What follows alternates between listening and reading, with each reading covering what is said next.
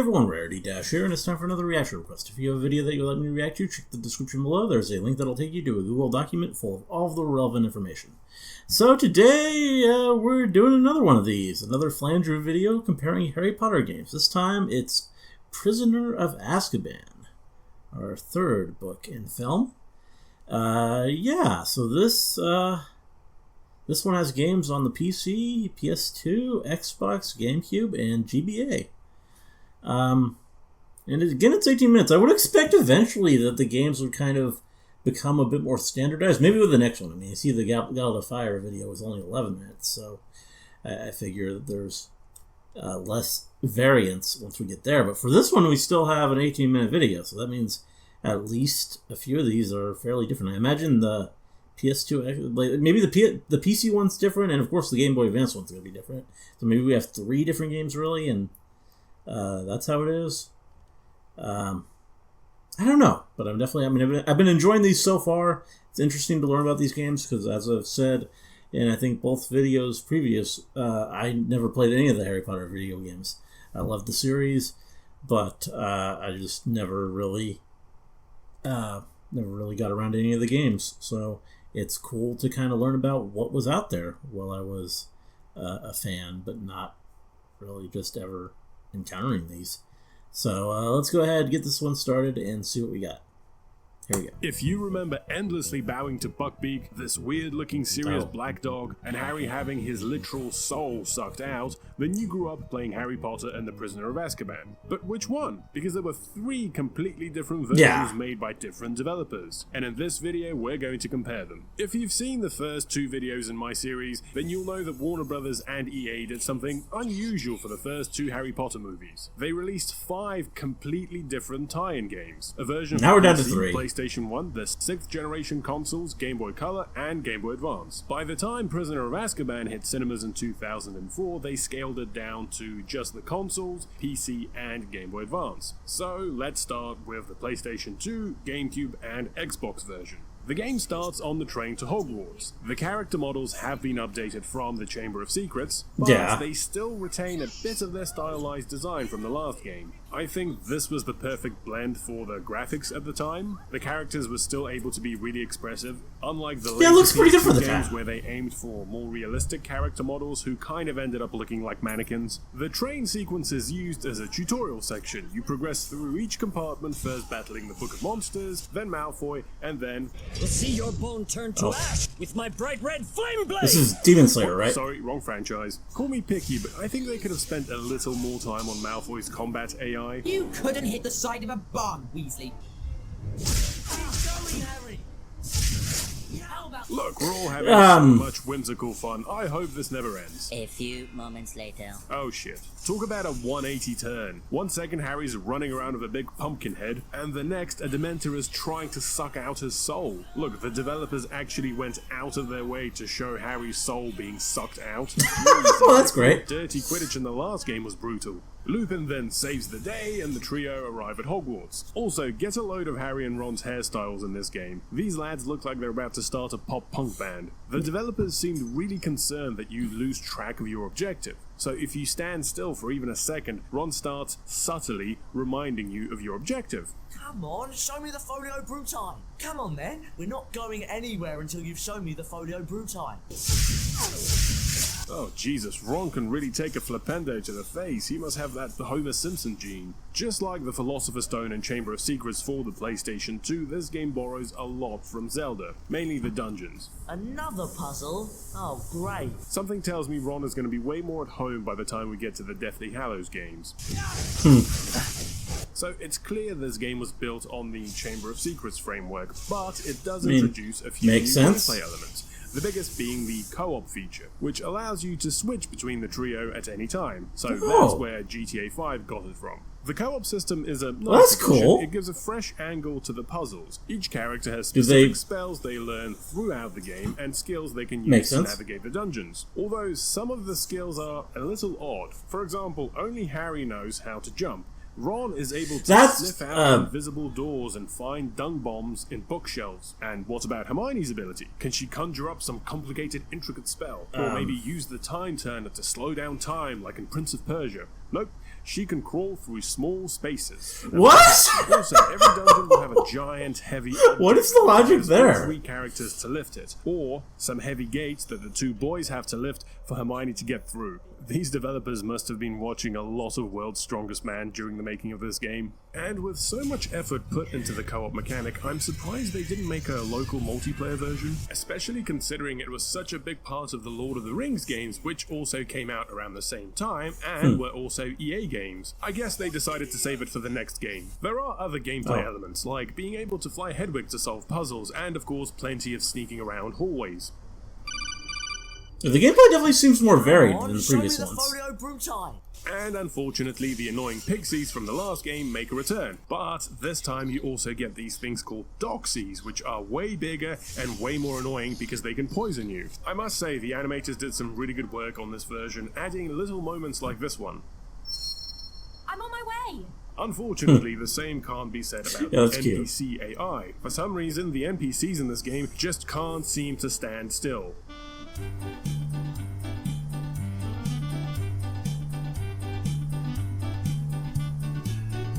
The castle interior reuses some elements from the previous games, but they've been reworked to reflect Prisoner's darker tone. And the outside has been reworked completely, using a lot of the designs from the third movie, which completely redesigned the castle and the grounds. Hagrid returns, and unfortunately he doesn't look like his PlayStation 1 counterpart. He actually looks like Robbie Coltrane this time, or more like the Robbie Coltrane suit worn by the Double. At this point, I can do an entire video comparing every version of Hagrid from these games. That could be it. Bloody hell, Hagrid, you're spry for a big fella. In this game, you're able to both ride and fly Buckbeak around the Hogwarts grounds. Cool. Having to bow to Buckbeak every time you want to get on is a nice touch, but it quickly gets old, especially when... Yeah, yes.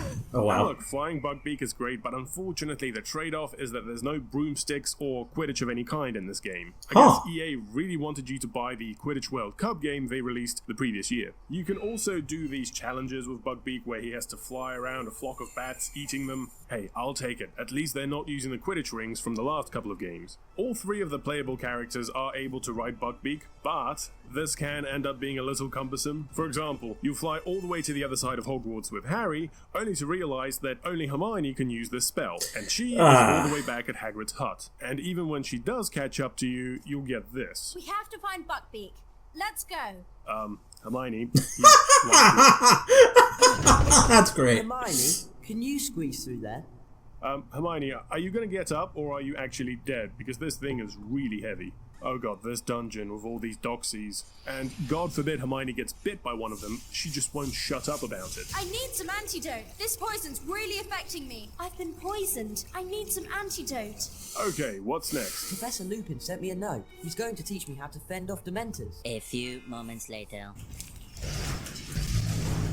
Oh. This level still gives me PTSD, just having to bounce from one platform to another, back and forth and back and forth. Meanwhile, the Dementors are slowly creeping up behind you, and Harry's technique for escaping the Dementors is flailing around like one of those inflatable tube guys. In terms of plot, this game kind of expects you to have already seen the movie or read the book. I mean, to be fair, I assume most people playing this will have. Learning spells and collecting ingredients for potions. It actually feels more like a school year. You're going around doing lessons, and every now and then you're reminded that there's an escaped convict loose in Hogwarts. What? What's that? Sirius Black wants to kill you, Harry? That's terrible, but we really need to get some flying seahorses for Snape's potion class. Also, sometimes the stairs just forget to come down. Oh.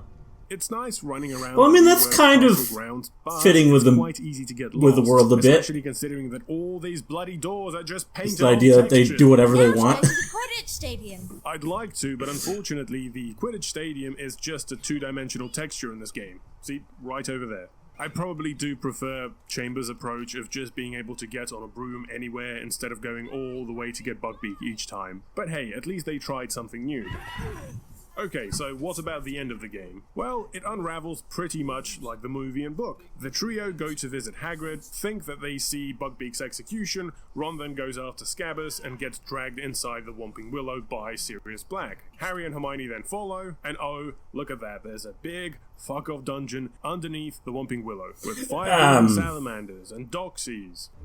Yeah, I don't think that was there in the book. I need some antidote. Nah, you'll be alright. After you clear the dungeon, you run into Sirius Black and Lupin, and you get the whole exposition about their past and that Sirius is actually a good guy. They leave the Shrieking Shack. Both Lupin and Sirius transform off-screen in this version. I guess they spent all of their money animating the trio. Harry fights the Dementors, then ends up in the hospital wing, then they go back in time to fight them from behind. Excuse me, coming through, thank you.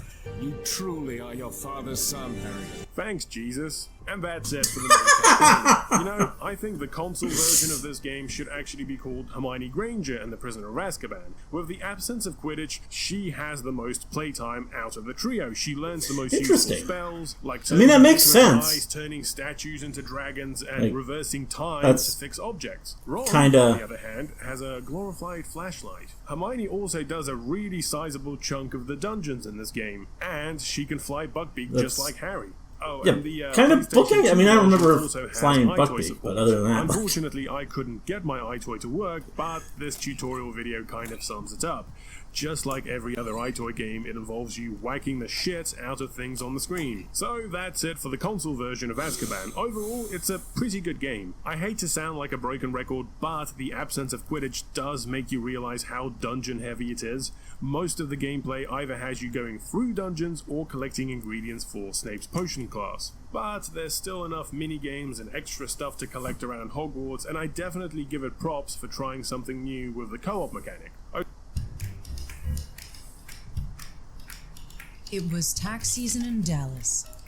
Okay, next up we have the PC version. Here we also start on the train, only this time the creepy Sirius dog is watching them. Gameplay-wise, this version also borrows a lot from its predecessor. Just like Chamber of Secrets for the PC, it essentially has basic third-person shooter controls, but you can only cast spells when hovering over a specific marker, and the game decides what spell you cast depending on the object. The PC version also introduces co-op elements, but you can't switch between the trio on the fly. Instead, the game decides when you get to play as each specific character. You don't have to lift any heavy shit this time around. Instead, the characters just have to cast the same spell at the same time. The train sequence is also used as a tutorial section in this version, although Ron doesn't have to drag Harry's body this time. Instead, he has to charm objects to act as obstacles in the Dementor's way. With that done, we're off to Hogwarts. This game also reuses bits of the castle from the Chamber of Secrets, but it's been updated quite a bit. The school grounds have been redesigned to align with the third movie, but not as much as the console versions. This version also focuses on puzzle-based dungeons to learn new spells. The PC and console versions share most of the same spells, but the presentation is often different. Wizard Crackers are carried over from the last game, as are the trading cards. I've got a rear one for sale.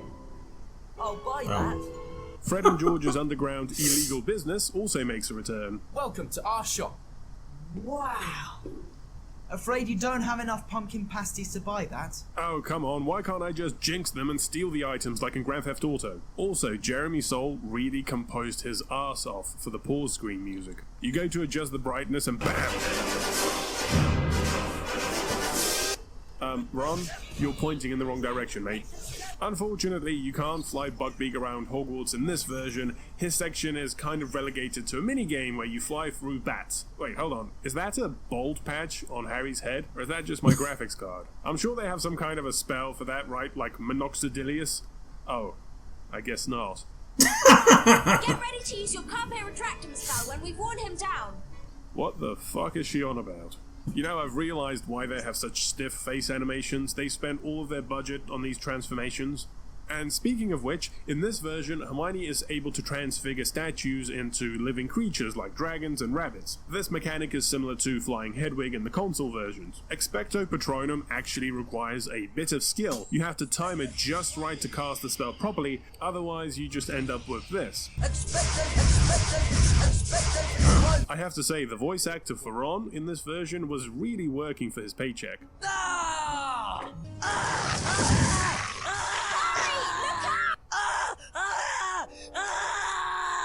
Okay, it's time for Professor Flitwick's class. Interesting note, Flitwick still has his old design. So yeah, that's interesting. Something silly and harmless, right? The swish and flick. Holy shit, you freeze the lizard and then shatter it. Fatality. It is kind of brutal. I kind of prefer the dungeons in this game to the console versions, maybe because you don't have to keep flipping back between the spells, or maybe because the game knows when to throw in nice little action stages like this. Oh. The end game sequence follows the plot, just like the console versions, only this time you actually get to see Lupin and Sirius transform. There's no need to drag Sirius, you just take on the Dementors straight away. Harry and Hermione then end up in the hospital ward. They then go to rescue Buckbeak, and by rescue I mean do a bunch of puzzles. Harry then takes on the Dementors again and unleashes the fattest Expecto Patronum ever. You then rescue Sirius. How can I ever thank? Go! And that's it. Well, kind of. You see, this version doesn't actually end here. No, each of the trio actually have to do their end-of-year exams, and then you go and see Dumbledore and McGonagall. Glad to see you three survived your final exam. Survived? What kind of a crooked school are you running, old man? What happened to the whimsical Dumbledore from the first game? Huggy Watty Hogwarts. So yeah, you can't technically complete this game until you get all of these achievements. And look, if you're into collecting and getting 100% in games, then this is the version for you. There are mini-games, portraits, wizard cards, and a bunch of other challenges. Overall, I would say this version definitely simplifies and streamlines the gameplay compared to the console games. But that's not necessarily a bad thing. I think it actually gives a much faster pace to the gameplay, which I kind of enjoyed a bit more. Okay, and finally we come to the handheld version. If you've seen the first two videos in this series, then you'll know that the Game Boy Color version, developed by Kryptonite Games, was a surprise standout from the pack. Their Philosopher's Stone game was a turn-based RPG with great animations and a very faithful approach to the story. Chamber of Secrets improved on every aspect of its predecessor, adding things like party combat and an improved battle system that made it a really good classic RPG in its own right. And so, Kryptonite Games were given the green light to develop the Game Boy Advance version of Prisoner of Azkaban. So, how did they do? Well, great! This game continues to build on the established formula and improve on its predecessor in every way. Obviously, the jump from Game Boy Color to Advance meant the graphics would be way better, but you can see that devs really push the console. The overworld is vibrant, with every character having a fluid walk cycle. Just look at the little details like McGonagall's transformation, or Hagrid's beard bobbing up and down. The battle animations have also been improved, taking a more over-the-shoulder perspective against that's Pokemon cool. games. But Pokemon wouldn't have this fluidity of animation until Diamond and Pearl 3 years from now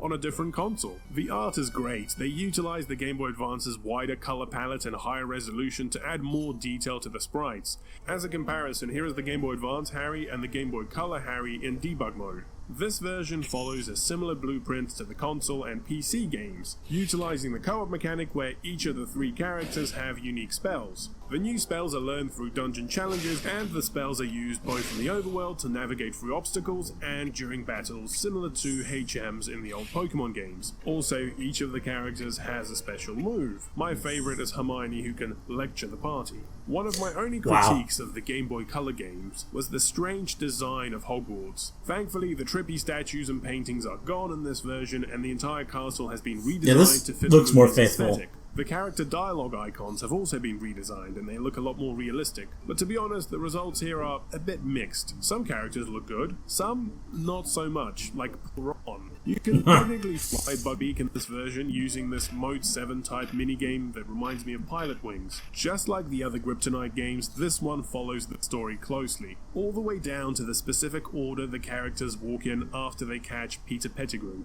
As I said, it's really faithful to the story. There's a little Dementor minigame, Harry and Hermione go back in time, then you fight the werewolf Lupin and fly Buckbeak to rescue Sirius. Buckbeak gets to be a party member, that's cool. Deviates from the book. You have to fight Malfoy to rescue Sirius, but it's not really a big deal. I guess they felt like they needed one final boss at the very end. So there we have Malfoy is the final boss. That's Prisoner of Azkaban. And yes, there aren't as many versions as the first two installments, but I think this is a case of quality over quantity. I would say all three of these are really good games. Personally, I think you can play any of them and have a great time. But what do you guys think? Which one of these 3 games was your favourite? Make sure to leave a I comment. mean, I probably enjoyed the RPG the Prisoner most, of but that's Azkaban just also me. marked the end of an era. This was the last time EA let multiple developers create totally different games. Going forward, the PC release would be a port of the console games. We'd still get different handheld games, but unfortunately none of them would reach the level of the Kryptonite games. And the series would also switch genres a few times. From multiplayer-focused action to free roam exploration, and finally first-person shooter with wands. So let me know if you'd like me to make videos about those games in the future.